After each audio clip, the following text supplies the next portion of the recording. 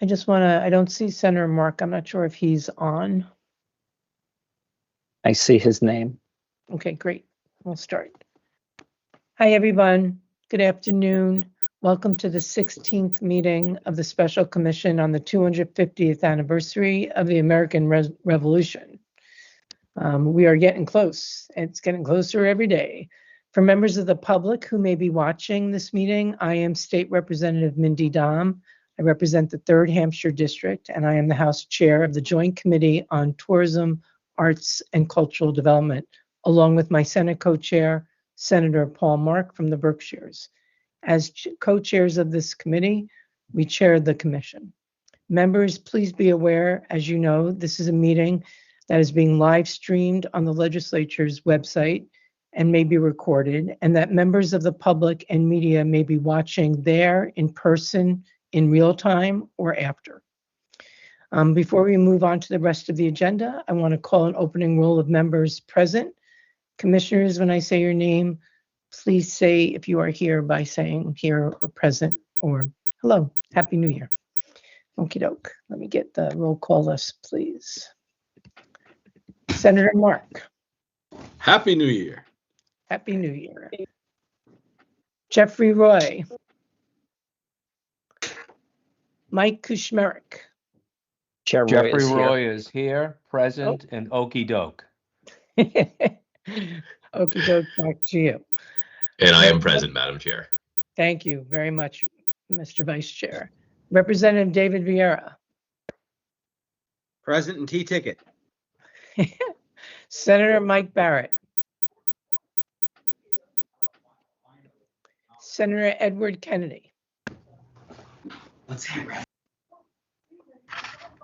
Senator Ryan Fatman. Michael Camo. Rana Simon. Here. Happy New Year. Kira Happy New Singleton. Year. Thank you. Kira Singleton. Gavin Cleespies. Paul Fennelly. Michael Lawson. I'm here. Welcome. Suzanne Barry. Ray Anthony Shepard. Kristen Carl Carnahan. Lieutenant Colonel. Present. Jeffrey, oh, sorry. Oh, was sorry. that Kristen? It is, yes, present Okay. and Happy New Year. Happy New Year. Thank you. Lieutenant Colonel Jeffrey E. Love. Present. Welcome. Brenda Lawson.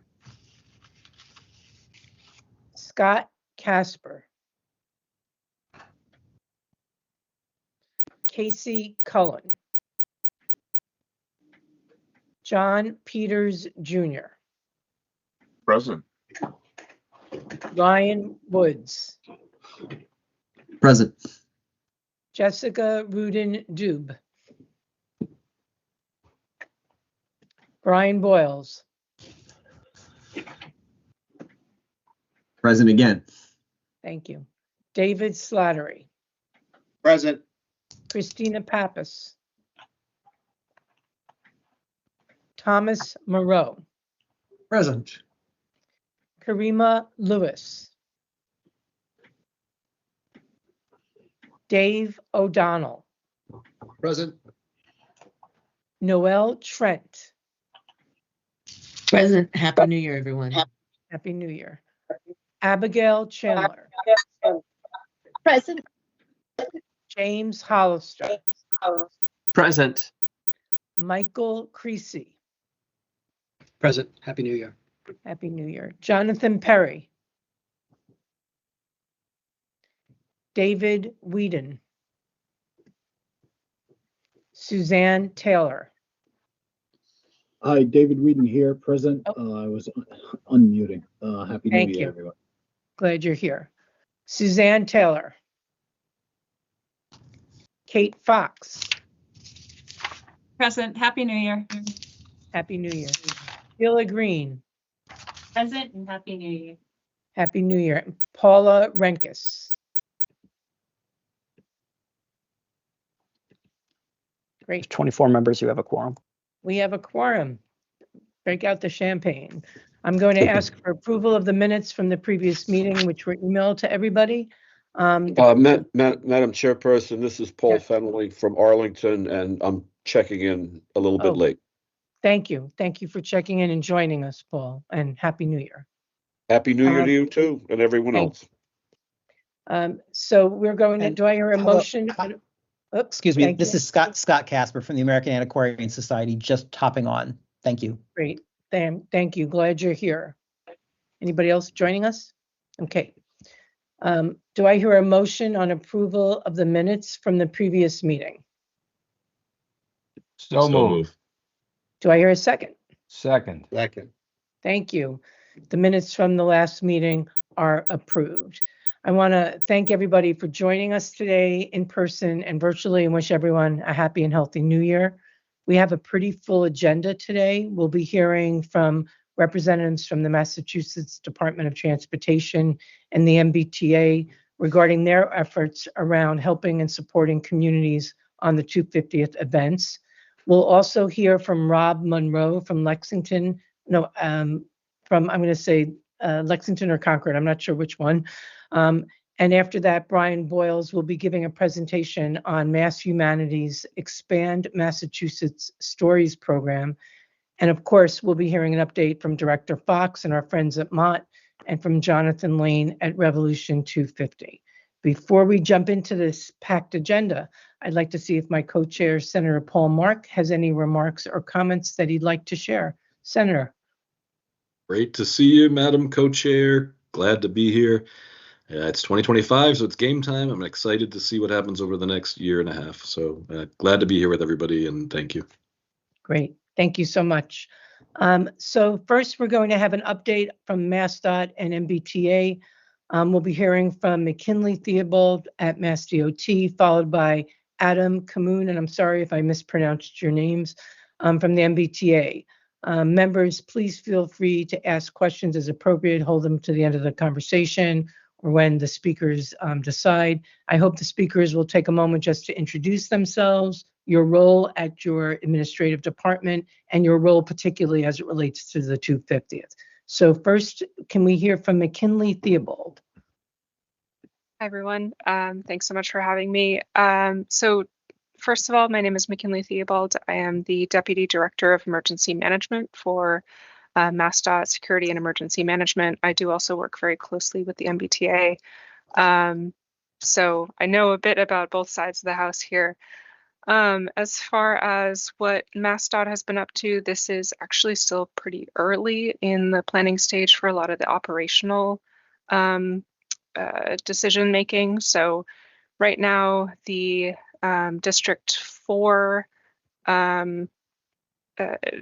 within the Highway Division has been working with the state police and the local cities and towns to identify those road closure areas that relate to MassDOT, as well as where we can help support the event with variable message signs. So none of those at this point have been, to my understanding, fully solidified, but they are, like I said, this is pretty early for some of those things to be fully decided at this point. So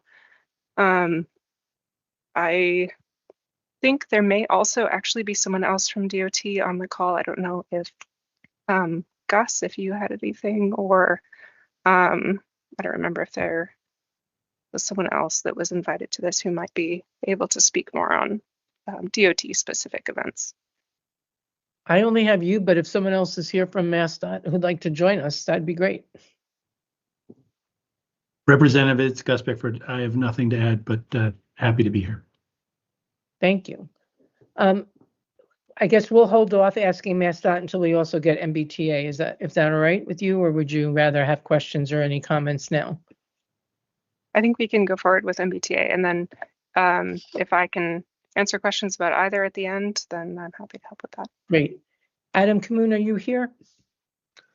Hello, Chairwoman. Thank you for having me, and thank you to the Commission for having me. Glad to be here. Excited to talk about the MBTA's role in supporting events happening around the 250th celebration. The T is excited and working closely with the municipalities that are involved. with the celebration. We're talking about namely two enhancements or two opportunities for service enhancements during that time. Unlike our MassDOT colleagues, some of our stuff is actually requires a longer lead time. So on our end, service planning, for example, on bus services, if we're going to do something like the spring schedule, it actually takes a little more time to plan that because we have, say, labor relations that we have to go through and things like that. Operators have to go through picks. That's kind of part of the agreement that we have with 589. And our commuter rail, for example, which is going to be one of our tools that we're using to enhance service, that's something that needs to be planned multiple months out in advance, so we can allocate the right kind of scheduling and operational necessities for that. I know I skipped over my introduction. I'm Adam Kuhn, by the way. I work in state and municipal relations for the MBTA. Joining me, I don't know if he's on camera or not, but Jay Maddox. Jay works in our policy team, and he's actually been doing the bulk of the work. So I want to highlight the conversations that he's really been having with the municipalities, and he's been coordinating a lot of the efforts between our service planning team, our commuter rail team, along with the needs of the municipalities. So I want to uplift and recognize a lot of the work that's been taking place, I think, over the past year or so. So this is something that's been top of mind. Is he with us today? Is he joining us? Jay, I think you're on, right? Oh, yes. Thank you. Thank you very much for the introduction, Adam. That's very kind. Very happy to be here in support of my colleague and with you all. So thank you. Can you share a little bit, Jay, about sort of what sort of activities you're involved in this far out before the event? Absolutely. I think we've worked very closely with the sort of organizers and the municipalities to figure out what the needs are. And I think we understand very well that this is going to be a big event, lots of people. I think there's been coordination with our railroad operations team to figure out where the schedule can be enhanced there on that weekend, specifically Saturday. And there's also been some coordination or a great deal of coordination to see where we can sort of improve and enhance existing routes to serve those communities, the Battle Road towns that aren't served by the commuter rail. That coordination is still ongoing, and there are still conversations about how do road closures impact those plans. But that coordination is very close and it's ongoing. Adam, let me know if I missed anything, but no, you're doing incredible for someone that I spotted and had join last night. So if there are towns that are concerned, and if there are smaller communities that want to reach out, where do they go in the MBTA organizational chart to be able to talk about this specifically as it relates to the 250th? Yeah, it's a great question, Chairwoman. They could start by reaching out to me, and I'm happy to set them up with the right folks in terms of what they're looking for. So we are a pretty vast and kind of complex organization, whether it's a commuter rail question or it's a bus service question. And Jay's been really leading the charge, but we've been working together in terms of the initial intake or the hand-holding. I think Jay has been doing an awesome job of talking to a lot of those towns already. So hopefully we haven't missed anyone. But if so, if there's some gaps there, we're happy to connect with folks and kind of get the ball rolling. I think we had an initial kickoff a while ago in conjunction with MassDOT, the secretary, where we met with a lot of folks at 10 PP about the 250th, and that was a really good opportunity to kind of get the right folks connected face-to-face time, and I think that was very helpful. Great, thank you. Do any of the commissioners have any questions for either the MBTA or MassDOT?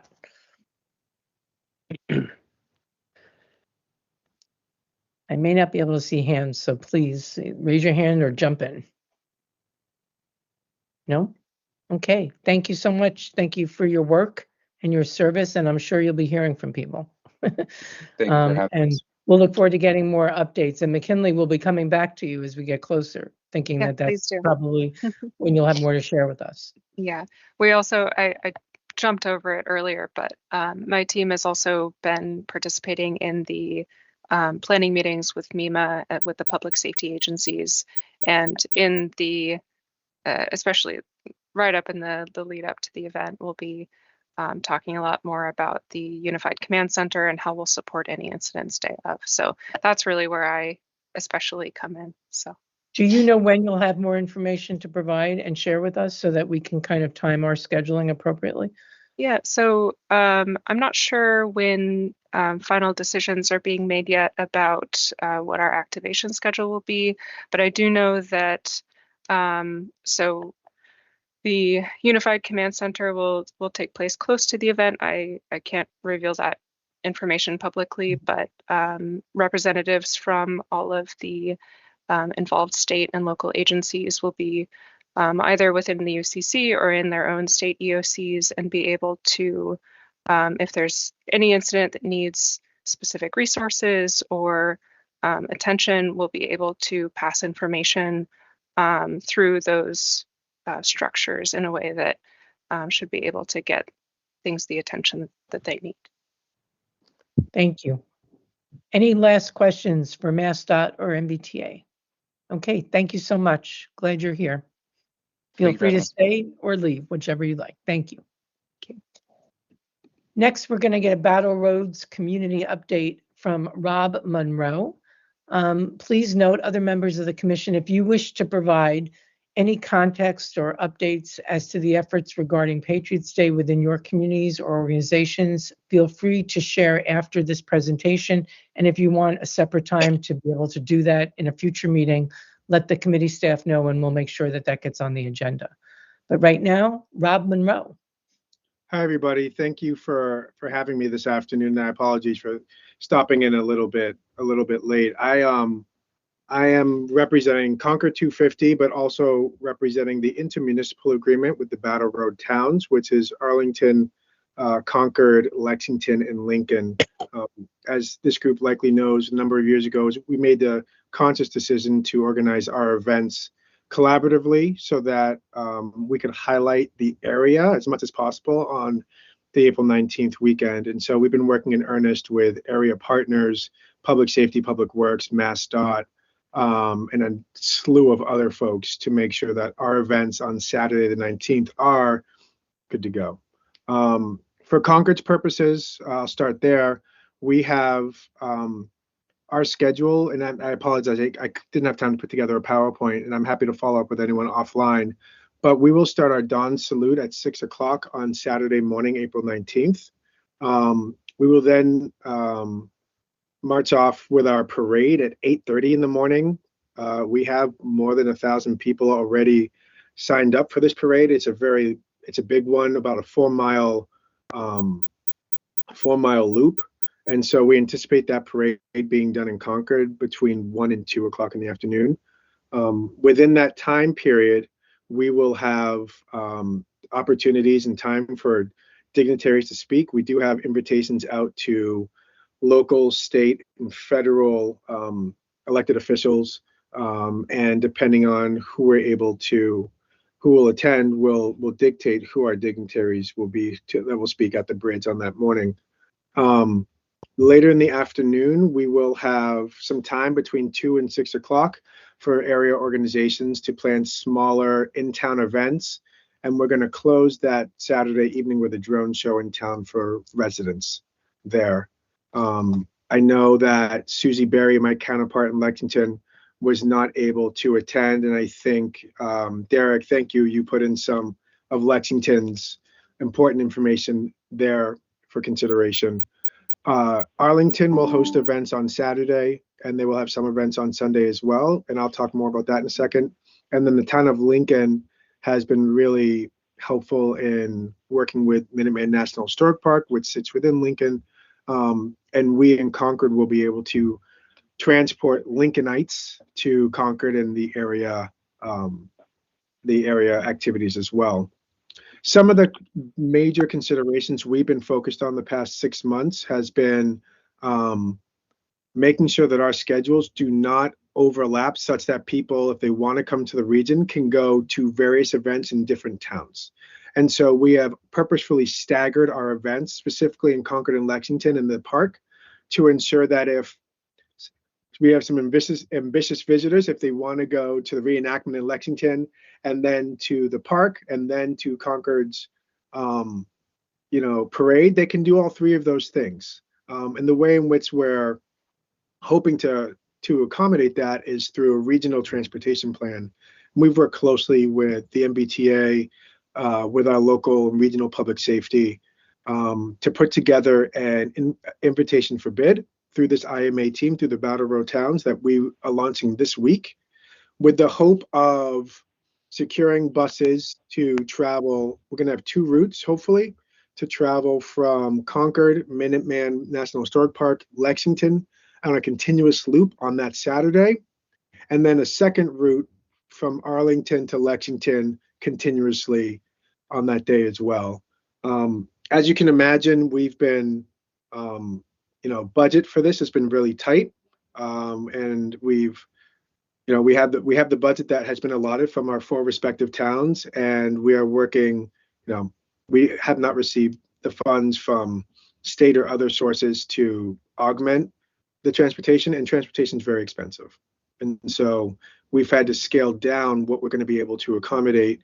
I think at most, if we're able to have continuous loops of buses going throughout the towns, we might be able to move anywhere between 10 and 25,000 people that day throughout the towns. A number of those buses we've asked to be ADA accessible so that we can accommodate persons of all accessibilities. So that's the busing element. The MBTA has been an incredible partner with us and will double their commuter rail service in Concord on that day so that we can get people to the town. And then from the commuter rail station, we will work with our town volunteers across the 4 towns to answer questions, provide, aid, and then to get people to the bridge and to other places from there. And so the MBTA, we've had meetings with them over the past few months. They've been incredible partners there, which is good. I'll end by saying, one of the big things that we're focusing on over the next few months, obviously, is scaling up our volunteer apparatus. We recognize that public safety will have only a certain number of resources across the 4 towns. I think you just heard a little bit about the Unified Command Center, and we'll have really good presence there, but we also need people on the ground who can support little things that happen or until help arrives. So in Concord, we are hoping to mobilize up to 250, what we're calling ambassadors. Lexington is also going to do the same. Lincoln and Arlington will have smaller numbers, but the hope is we have a cadre of ambassadors who will work with our event management firm, the Anthem Group. They are the Battle Road event management firm. They'll work closely with them and public safety to ensure that on the day of, we have the people necessary to mitigate small incidences until help arrives. And then the Saturday, the 11th, we are hosting our first of more than a few volunteer trainings called Until Help Arrives to train people in what to do in these small emergency moments that will most likely arise on that day. And then the last thing that's most important, and I'm going to need everyone's help here, is we need to pray for some very good weather on that weekend. Because a lot will, if we had the weather we had last April 19th, it's going to be a beautiful day of celebrations. And regardless, our approach is scalable to numbers and weather conditions so that either way, we're going to have a safe and really enjoyable weekend. It really sounds that way. It sounds incredibly impressive and comprehensive. I'm really appreciating the loop bus situation for people who are coming from out of town to be able to explore both communities. Really superb job. Are there any questions or comments? Oh, I see Mike Lawson. I think your hand is up. I do. I just want to, hi Rob. I just want to add one thing. The U.S. Postal Service has announced a 15 stamp pane commemorating a number of battles in the American Revolution, including 2 stamps featuring the battles of Concord and Lexington and 2 stamps featuring the Bunker Hill battles. Yes. So they will be issued sometime later, but they're very attractive and great pictures of the North Bridge and Concord. Yeah. Thanks for that, Mike. I'll just add to what Rob said about Arlington on that weekend. We will have a beer garden at our town hall on Saturday with various exhibits and some entertainment that will run from approximately 12 to 4 or so with craft beers and entertainment and some people in historical costumes as well as food. And then Sunday is the day in Arlington for our major reenactment, which will get launched at 2 p.m. And tends to last for hour and a half, 2 hours. We're expecting a record number of reenactors on both the British regular and colonial militia side. And we too are expecting a really sizable number of visitors, and we're actively part of this 4-town agreement to coordinate transportation. Some details are still being worked out, and should be a very, very big day in Arlington for our reenactment. We did our dress rehearsal this past year in 2024, as all towns committed to do, and we were really happily surprised with the size of the turnout. And this coming year, expect the number of visitors and reenactors to almost double. That's terrific. Thank you, Paul. Thank you for that update. You're very welcome. Are there any questions or comments or information that folks want to share in relationship to either what Paul said or Rob or the new post stamps, which are kind of exciting? Sure. If I may, I represent Minuteman National Historical Park in Concord, Lincoln, Lexington, Massachusetts. So our signature event, and I'll post a link to the information in the chat. But our big event on Saturday, April 19th, is Battle Road. So we are, as Mr. Monroe had mentioned, we were coordinating our schedules. So there's the Lexington reenactment in the morning, there's the Concord Parade, and then, of course, Battle Road going from about 11:30 in the morning until we'll finish up at the major events around 1:30, but then we're going to have smaller events happening throughout the day. Some visitors may be moving from place to place. Others we anticipate will be staying. We'll choose one place. So if they're in the park, we're going to have things going on basically from 9:30 in the morning until 4:30 in the afternoon. Here, let me post that link in the chat. But yeah, we're expecting record crowds and about 750 to 800 reenactors. I'm doing the registration right now as we speak. So it's going to be a big show. Everybody's very excited. We've got units coming from all across the country. We've got units coming from the UK taking part in this. So we'll be ready. Just add that on the reenactor side, there aren't that many go around. So the idea of doing the scheduling collaboratively, the reenactment, Lincoln, Concord, Lexington, Saturday, and in Arlington, it's Sunday, which allows those reenactors to participate 2 or 3 times as they desire. So they're a precious resource, and we're doing our best to optimize how we share them. Mm-hmm. Terrific. Thank you. Thanks for that update, James. Yep. Any other questions or comments? Okay, this is getting exciting now with people, all the work that's going into it. I just really want to express gratitude again. Whoops, did I lose people? You're still here, Representative. Still there? Okay, because I'm off of my screen, but thank you, everybody. So next we have Brian Boyles from Mass Humanities, who's also a member of this commission. And Brian's going to give us a presentation on Mass Humanities work, including the Expand Massachusetts Stories Initiative and its connections to the 250th anniversary celebrations. Welcome, Brian. Thanks, Chair Dom. I really appreciate the opportunity. I'm Brian Boyles. I'm Executive Director of Mass Humanities. We are based in Holyoke. I'm calling in from my home in Leverett out here in Western Mass. And I just wanted to echo what everyone said and thank Mr. Monroe and Mr. Fennelly and Mr. Hollister, because those logistics are complicated, and I'm really looking forward to being there on Patriots Day. It's been great to be part of the commission over these months and have the leadership of Chair Dom and Chair Mark, who have been such big advocates for the humanities and history. And as the months have unfolded, I've been thinking about the work of Mass Humanities and some of the lessons learned from the work that we do as the state's leading funder of public history. This is a big moment for public history, and certainly Patriots Day will be that, but all of 2026 will be that. I want to start by saying that I think when we talk about the revolution, we all know that there are dates and battles and Minutemen, and we want to uplift those stories. But we know that it's more than that there are values that came out of the revolution and of Massachusetts that should be celebrated. It's core to the identity of the state. You can see that in our sports teams and the way that we speak about the state.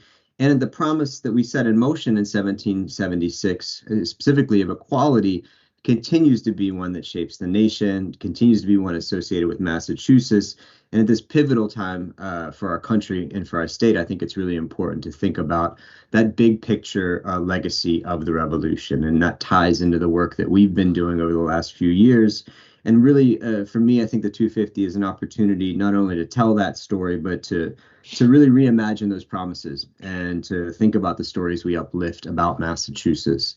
So I'm going to share just a brief presentation about some of the lessons learned we have as a funder of history, and hopefully and humbly those can help us think about what we as a commission and what we as a state support and advise when it comes to programming during the commemorative year.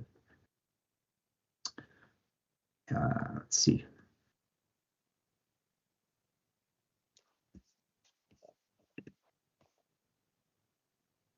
Can everybody see this? Looks good. And can you see the slides or my notes, or just the slides? Just the slides. That's the All right, slides. that's always a good thing. So today I want to talk a little bit about what I think the lasting value of the revolution is and the way that it emanates in who we are today. What our read is on the public history field in Massachusetts, how there's an opportunity and indeed there's work going on to really shift the narrative about what we think about when we think about the past and the present of the state, and how we might take some of these lessons learned and really embrace this moment around accessibility to bring more people into the story of Massachusetts. I start, unlike a lot of humanists, with some data. There was a survey done in 2023 by the Center for Survey Research at UMass Boston that asked actually 10,000 residents of Massachusetts to identify beliefs, goals, intentions, aspirations that reflected who we are as a state. And I point to these because it's great to see peace as the #1 term. But of these top 5, there are really direct echoes back to the revolution. And that to me shows us that identity remains, and it remains an opportunity for us to reimagine and to examine as we go into this big year. Briefly, who Mass Humanities is, we are a private nonprofit foundation. So we were started back in 1974, actually at UMass Amherst. We work all around the state as the state's affiliate of the National Endowment for the Humanities. So when the NEH was funded in 1965, along with a lot of great society legislation, the federal government said that along with access to the ballot box, access to fair housing, clean water, you also deserved access to our culture and our history. So state affiliates were started like us over a course of about 10, 15 years. There is one in every state around the Union, as well as 4 territories. We are based in Holyoke. We fund projects all around Massachusetts. We funded $1.6 million in grants in 2024. Got a small team, but really good support both on the private and public side. The question I'm always asked, and so I never want to skim over, is what are the humanities? These for us are the tools that we create to make sense of our lives and the way that we think about the collective life that we share and how we move through that and ask the big why questions in life. You can see the list of disciplines below. These are from the National Endowment for Humanities definitions of the humanities disciplines. We think about it very broadly these days.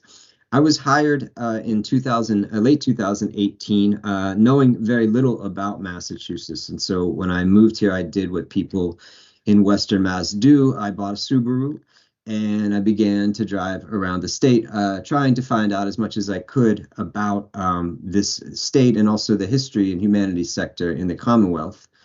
I think that the reads that we had then are certainly changing, but I think there's also things that are important to note today. We know, one, that Massachusetts is a global humanities destination, right? So people come from all around the world to study history and literature and philosophy at our colleges and universities, which are world famous, as well as our big museums and archives. In almost every corner of Massachusetts, you have 2 to 3 really big humanities history institutions, the likes of which there are maybe one in most other states. We know, too, that with 351 towns, a lot of this work is super local. So you have small history organizations in every town.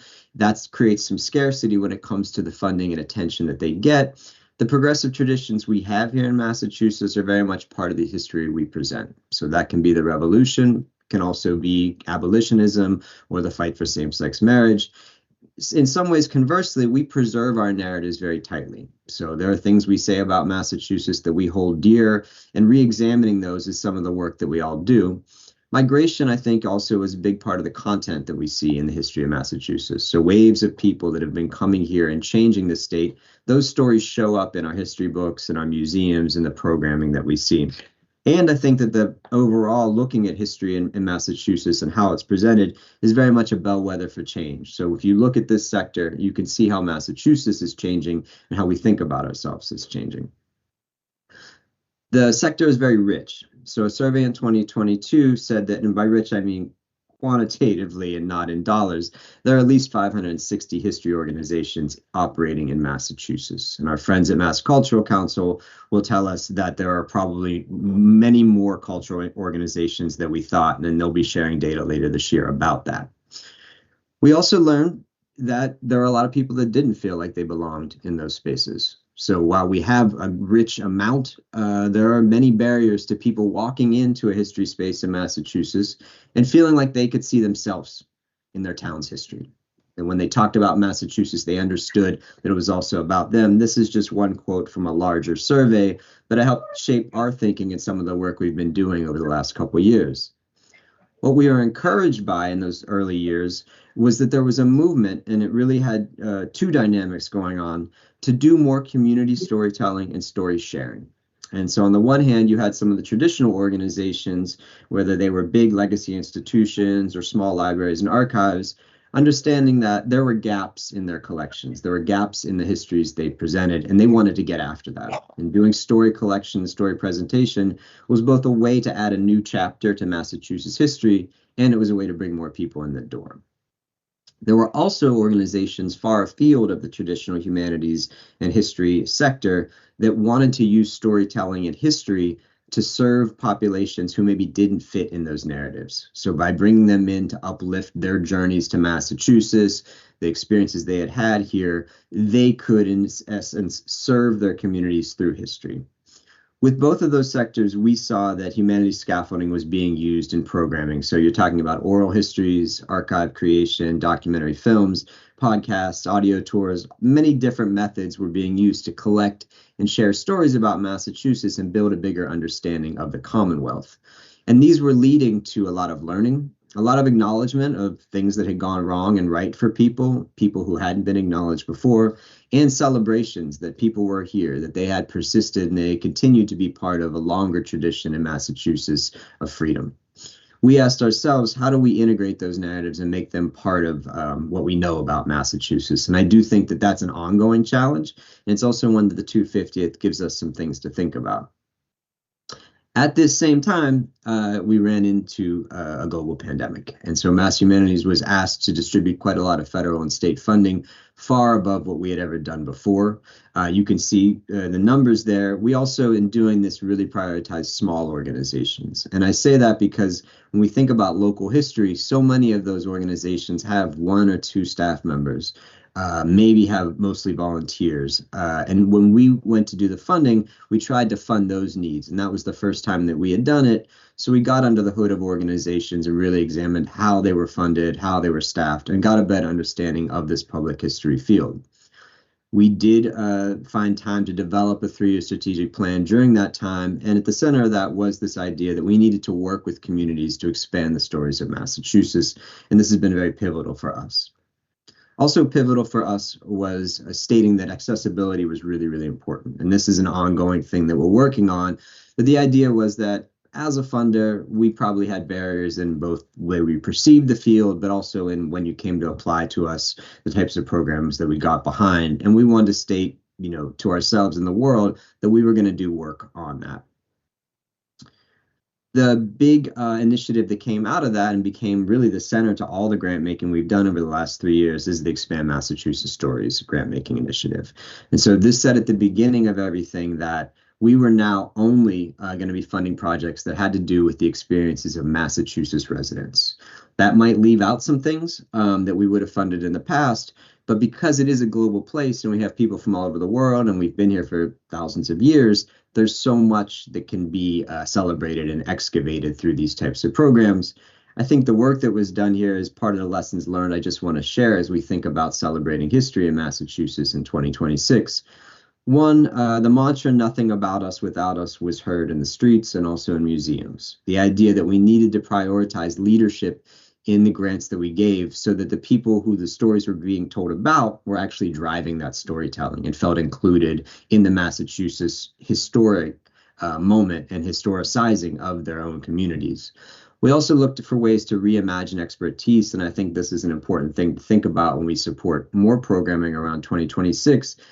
We do love and treasure PhDs in history, but we also said there are tradition bearers, there are people with lived experience. Not only should they be funded, they should be part of the decision making when it comes to what gets funded. We blurred the lines between the humanities and the arts because we knew that while the stories are great, a lot of times there are different platforms in the arts that can take that work forward. We also saw that a lot of organizations were coming to us to tell stories that were very related to issues they had been facing, whether that's for 10 years or 400 years. And we saw that if you were able to walk in a museum and feel like you had some power, to be part of building a community archive, giving your story over, that helped you get to a place where you could walk into town meeting. You could walk to the ballot box and feel like you also had something to say about Massachusetts. We, again, prioritize these smaller organizations as well as new applicants. We really wanted to find ways to get more people in the door who hadn't been able to access us before.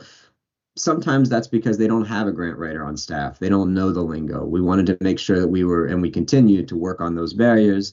And as we have for 50 years now, we try to do everything we can to get statewide. So I think that's important for us to think about in the coming year.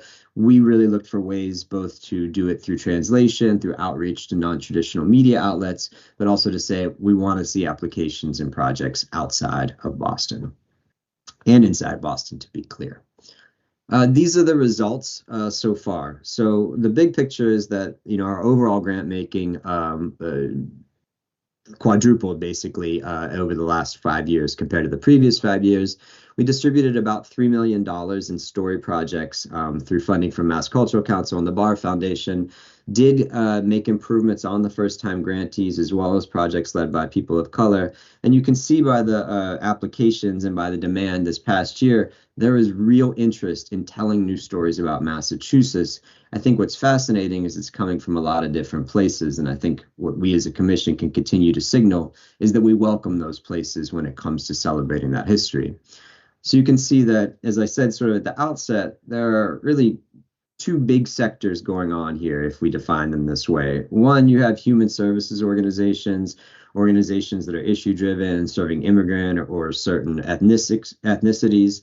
They are using storytelling to do their work. And then you're also seeing both new and old cultural organizations coming to storytelling to try and re-enliven the work that they do. The work that we funded in 2024 surfaced stories like these, which I think are interesting for us to think about when we think about the longer tradition of the revolution.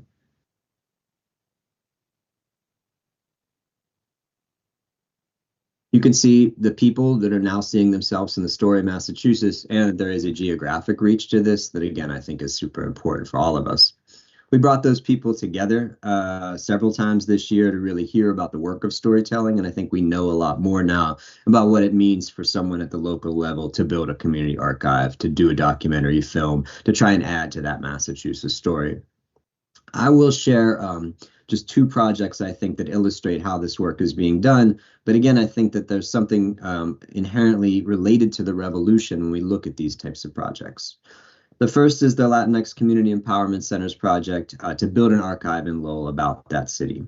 So this project was done with people sitting together to have coffee, to share meals together, to talk about how they came to Lowell, whether that was 3 generations ago or a week ago, how they understood both where they came from and what traditions they brought to Lowell, and some of the challenges they face.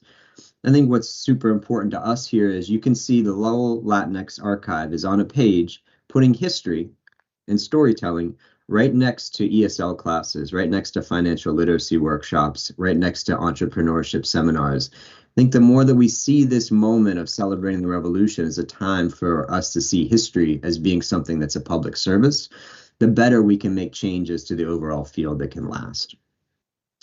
The other project that I point to, and it's not just because Chair Dom is chair of this commission, is one that happened at the Amherst Historical Society last year, where the community came together to really organize oral histories to create a story about how Cambodians came to Amherst in the late 70s and early 80s. So these are people fleeing war, carrying sometimes only their shirts on their back, coming to a place they don't know.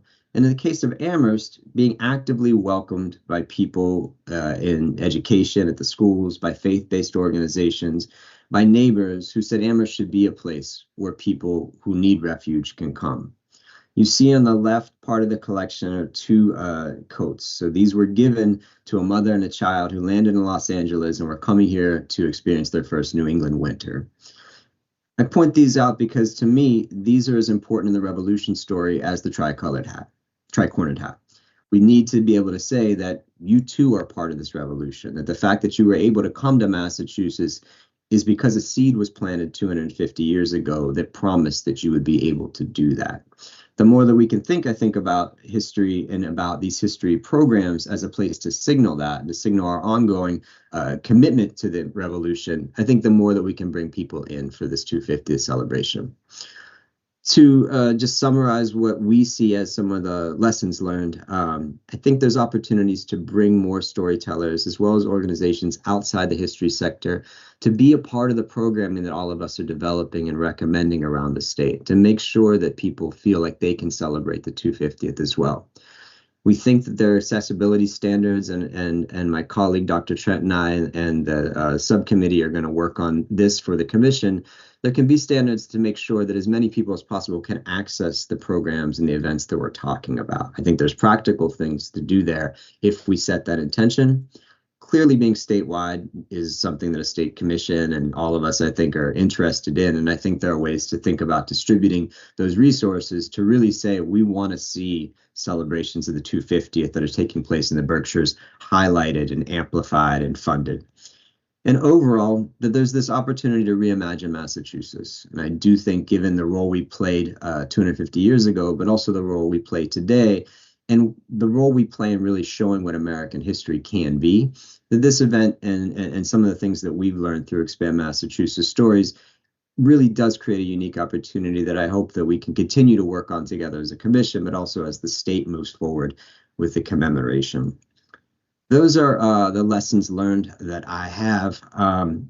I'm happy to take questions. Also, always happy to talk to people offline about the work that we do. We do hope to be able to craft some more opportunities around the 250th, and we are sort of always looking for partners. So thank you. Thank you, Brian, so much for your presentation, your work, your service to this commission with Dr. Trent on the subcommittee, and for this phenomenal presentation. Quite frankly, I always learn a lot when I listen to you, and I always look forward to listening to you as a result. Are there any questions or comments from commission members on the presentation?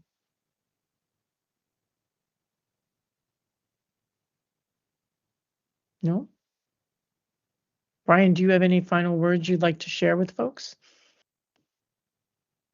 Just thank you and good luck to everybody that are planning events, and Mass Humanities is certainly here to help you all. So I'm going to assume that that's also an offer, right? That if folks are planning events and they want to make sure they're sort of at least aware of these lessons learned, or they want to make sure they're incorporating a public history element or any of these best practices, that they can reach out to you directly. Is that accurate, Brian? That's very true. We are really here to be a nexus for information. So connecting people with other people around the state to do this type of work is something that our team does every day. And as everyone has heard, I have found that Mass Humanities is very open to having local organizations reach out to them, say, this is an idea I'm having, or this is what we're hoping to do, and really finding a very active partner in Mass Humanities. It doesn't always involve funding, but it always involves sort of collaboration and expertise. So I can't recommend them highly enough. Thank you, Brian. Thank you. Okie doke.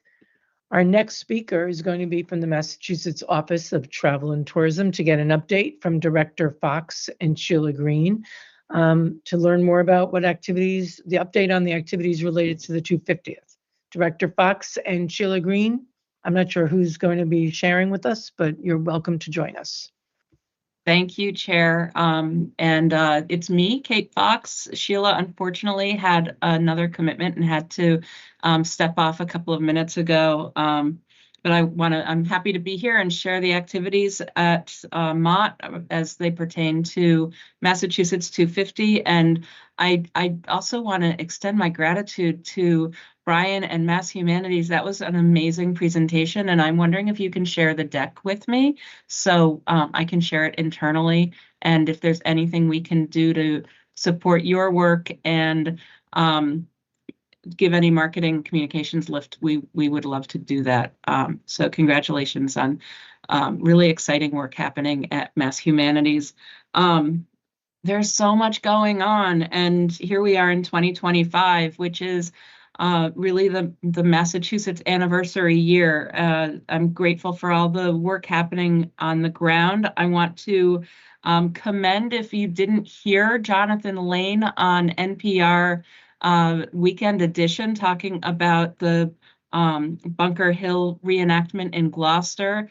It was a great interview, and it was definitely a driveway moment for NPR fans to sit and let my ice cream melt while I listened in the back of the car while I listened to Jonathan talk to Scott Simon. That was great. Also today, New York Times released 52 destinations for 2025, and Lexington and Concord are included in the list, which was a really fun mention to see. And I'm excited about the Postal Service stamps. We'd love to share that when information is available online. We'd love to incorporate that into our social media. MOT is the marketing agency for the Commonwealth of Massachusetts, and we're using MA 250 as a catalyst for tourism and increased travel to and within the state.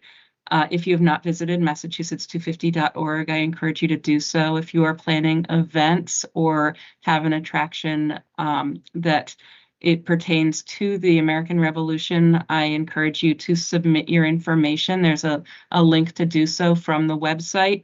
If you have a media list, please send us your information. If you'd like us to share your information on our Massachusetts 250 social media, we would love to do that, and you can cross-post with us. We have started with January 1st. We've started doing a lot of paid content on social media, and we're seeing our engagement go up accordingly, which is exciting to see. We also have a new director of marketing who's been on board for a couple of months now, Julie Arison Bishop. She comes from the museum world as well as has a tourism background and is bringing that museum knowledge and experience to MA250, which is wonderful. As part of that, we've got a couple of programs we're going to be launching, and these are programs we're offering marketing umbrellas for, but they really rely on the participation of communities and organizations and sites on throughout the state to be as engaging as possible. So we are working on Museums 250, where museums across the state are going to use MA250 marketing materials and the logos to highlight their objects and exhibits that pertain to the Revolution historically or thematically. We're also going to kick off in February with Revolutionary Weekends. We're going to brand the first weekend of the month in 2025 and 2026 as a great time to go and explore revolutionary destinations. And again, this is thematically and historically, and we will be releasing information on how to engage around Revolutionary Weekends with more details soon. And we are also about to kick off a series of MA250 themed lunch and learns, which will be noontime webinars on Zoom with different speakers, a few of whom I know we've committed a few speakers who are part of the commission, which is exciting. And if you want more information on any of these things, I'm happy to send it to you. And I can also, if appropriate to do so, I'm happy to send it to the chairs through Derek and Gabrielle to be sent out to the commission. The lunch and learns are open to whomever wants to join. And we are just finishing dotting our I's and crossing our T's before we post the page on Massachusetts250.org and also send out the information in our industry newsletters. We do have an MA250 industry newsletter coming out soon. If you want to be on that mailing list, let me know, and I'm happy to add you. Grants, everybody always wants me to talk about grants. We did award $1.5 million in the fall to 37 projects. 34 of them have contracted and spent their money already, it's really quick for a grant program and very exciting to see the money going to good use. The others are very close to being in that contract stage, and we are hoping to release another round of MA250 grants shortly now that we're in the new year. And these funds for the second round will be available for use through fiscal 26. So they won't have a June 30th deadline on spending or encumbering them. And we've worked hard to make sure that that's part of the second round of the grants. We will be going, shifting gears back to marketing and tourism. We will be going to the American Bus Association Marketplace in, I think it's the very end of January, beginning of February. I think I saw Suzanne Taylor from Freedom Trail is on the call, and I think she'll be there as well. Julie, our director of marketing, will be there with a great booth and taking prizes and information on the 250th in Massachusetts.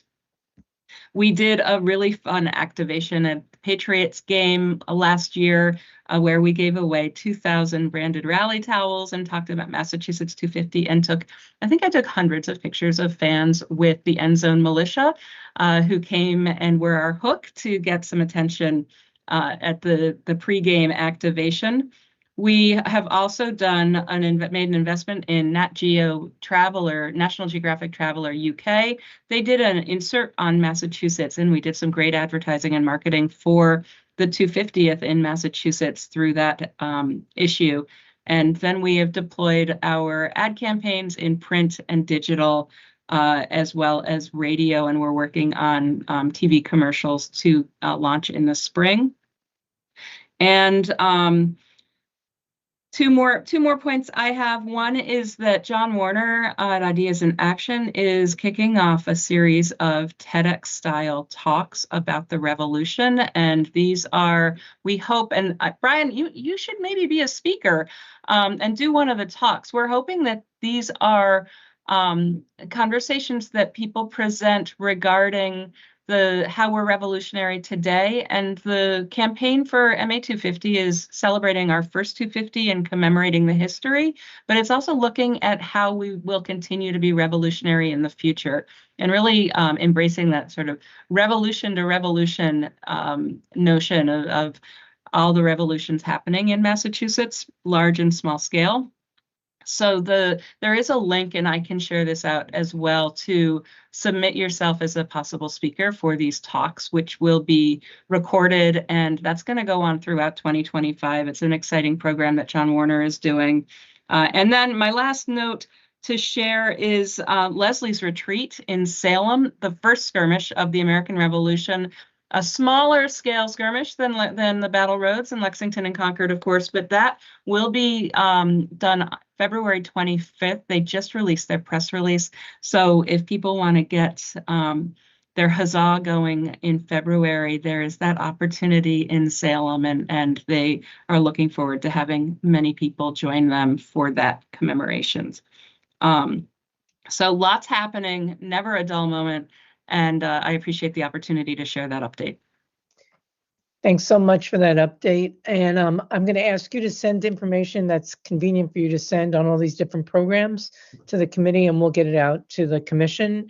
And as legislators, we'll also get it out to our colleagues so that they have it, and people can share it and kind of get the momentum, help with participate in the growing momentum.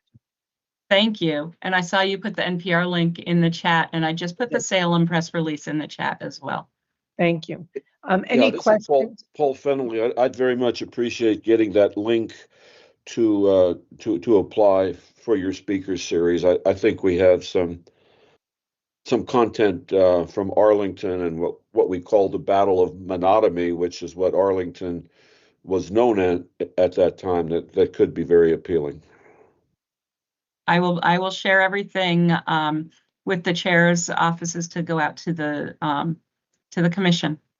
Thank you. Thank you. And don't forget the Revolutionary Weekend, so we can also share widely. Yes, and I'll share the link to sign up for our e-news so you get it firsthand when we release it as well. That's great. Any questions for the director or comments? Director Fox, do you want to talk a little bit about the executive committee that's been created around the 250th and how that relates to what the charge is for that committee and what they'll be doing? Sure. Thank you. I knew there was something I forgot to talk about. Under the leadership of economic development and the governor and lieutenant governor, we have brought together an executive committee that is a mix of private sector and public representatives to talk about the 250th, specifically around marketing, the planning of a special event to celebrate Massachusetts, corporate engagement, and statewide engagement. And so this group has had one meeting, and we meet again later this month as an opportunity to bring that private sector perspective to the MA 250 planning, and which is very valuable because they think big, which is great. And several of you on the commission are part of that as well, and we're grateful for your time. Thank you for that update. Could we get a listing of the people who are serving on this new executive committee? Let me check in and see if I can get that for you. Thank you. Any other questions or comments? Okay, thank you so much, Director Fox. And wow, so busy and all with wonderful things. And I can't wait to get this information on all these different programs so that folks across the state can kind of plug in, especially on these remote options, and be able to participate in the growing movement on the 250th. Next, we're going to hear from the famous Jonathan Lane from Revolution 250. And as you have heard, I did put the link in the chat to Jonathan's NPR interview, which was great. It was a stop in your driveway moment and listen and say, wait a minute, that's Jonathan Lane. Jonathan, can you give us an update on your group's work as we enter and as we are in? Thank you, friends, colleagues. Appreciate all of your time today. Director Fox, I'm wondering, can we put together a come to Massachusetts and get your huzzah on campaign? It seems like that is something we should do. Absolutely. Anyway, she beat me to the punch, and thank you for your kind words about the NPR. This, of course, was an outgrowth out of Brian McCrory's work in the Globe. People are really excited about everything 250, and I know this because of our constant stream of questions coming in through the website. I know a number of groups who are coming in have, they set up room blocks in hotels in the Metro West, and they're all sold out. So the people are coming. That's the good news. The bad news is people are coming. So we have a lot of work to do.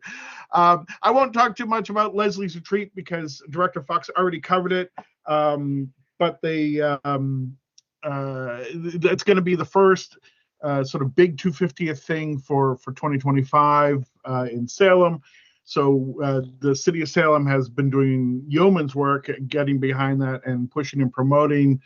They've got a whole weekend of activities planned, including a ball in Hamilton Hall, and the Peabody Essex Museum is doing a whole Revolution fashion programs looking at clothing, its form, its function, and the pieces that survive. So lots of great opportunities for people to get out and experience wonderful Salem.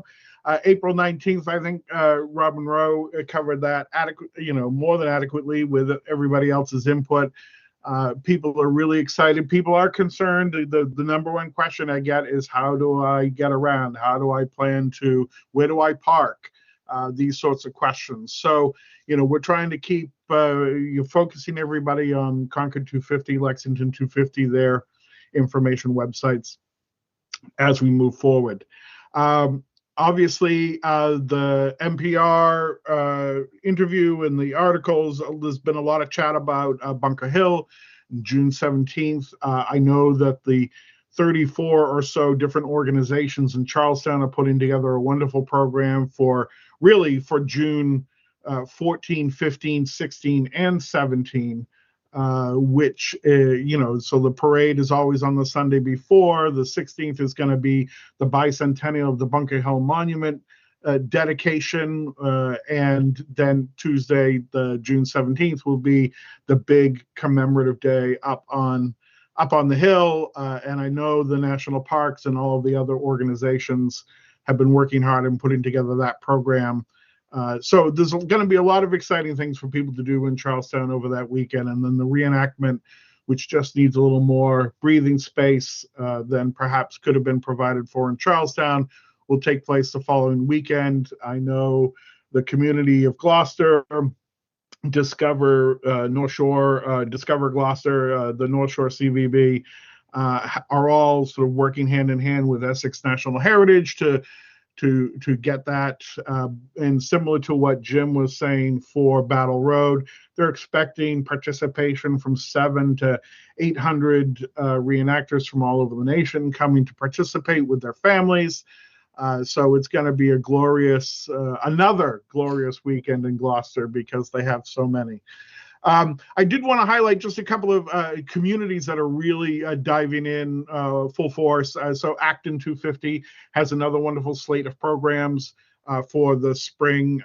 They put together quite a few programs for last summer and fall, and they're continuing that vein. They have something every couple of weeks. So I encourage you to visit the Acton 250 website and see all the good work that they're doing in Acton. Similarly, Westford Rev 250 is put together a whole slate of programs winding up towards April 19th, 2025. But again, it's every couple of weeks or at least once a month. They're putting together a strong program to help people come to understand the history of the region and the people who participated in the events from 250 years ago. Our friends in Hingham continue to do great work. They have a full slate of programs through 2025, which is really exciting. They'll be starting off their year with their commemoration of Lincoln Day which if you haven't been, is a commemoration of not just Benjamin Lincoln, of course, who's was a leader during the Revolution and member of the General Court and town clerk, and he served in a whole number of offices. But of course, the Lincoln family really gets their start in Hingham, and that includes the descendant Abraham Lincoln, who has a nice statue in Hingham as well. But so they go and they honor both Benjamin Lincoln that day and some of the people who worked with President Lincoln, including Governor Andrew, who's buried in Hingham Cemetery. But that's just one program of many they have. I also wanted to just briefly touch on the Cape Cod DAR and some of the historical organizations on the Cape are putting together a 250th symposium for July 26th. They're currently out working on collecting sponsors, but they have a full slate of speakers. This is largely based on the volume of Cape Cod in the Revolution that they have been working on for a couple of years now. But that's going to be a really exciting opportunity to remind people that this history does stretch all the way across the Commonwealth, even onto Cape Cod. I just want to touch on three events that sort of start towards the end of the year, just to make sure they're present in people's minds still. Benedict Arnold's March to Quebec will start in Cambridge and Newburyport here in Massachusetts, and that'll probably happen in September. The programs are still being detailed out before they actually go up to Maine and do some events up in what used to be Upper Massachusetts, but is now a sovereign state in its own right. And then, of course, all of the work on the Knox Trail that is going forward. There will be programs in Springfield this September, sort of a pre-Knox Trail. How do you prep for the kind of expedition that Knox took? And they're working, doing some real interesting work on sort of the STEM issues behind the history. So looking at, how you move these heavy weights, what do draft animals bring to the table? And they're working potentially with some of the technical high schools out in the area to look at alternative methods for moving 60 tons of artillery across 200 miles or so. So that's going to be really exciting. And then, of course, that's going to lead into the Knox Trail commemorations, which will really start out in the western part of the state in January of 26, culminating in Evacuation Day 26. We did show a proposal to our friends at the Mass Office of Travel and Tourism for sort of an expanded program around the events of Evacuation Day, not stepping on any of the great work that South Boston already does in commemorating. I mean, again, just a signature community that has tied itself up with that heritage. But this would take place later in the day, and we're hoping that we can bring that to fruition, but it's going to take some fundraising. That's really all I have to report at the moment. I will say we just started our new season of the Revolution 250 podcast. We're now 228 episodes in. So the 250th episode will be June 10th of this year. I don't know what we're going to put together, but it's going to be spectacular. Thank you, Jonathan, for that incredible roster of activities, ending with a podcast of all things and a save the date for the summer. Thank you so much. Are there any questions or comments for Jonathan? Please jump in, commission members. Nope. Okay. I just want to remind members of the commission that if you have a particular topic that you want to put on our agenda for a future meeting, if you want to make a presentation of some nature, please reach out to myself or Senator Mark or the staff so that we can incorporate your ideas into the agenda. With that said, are there any questions from commission members before we end our meeting today? Nope.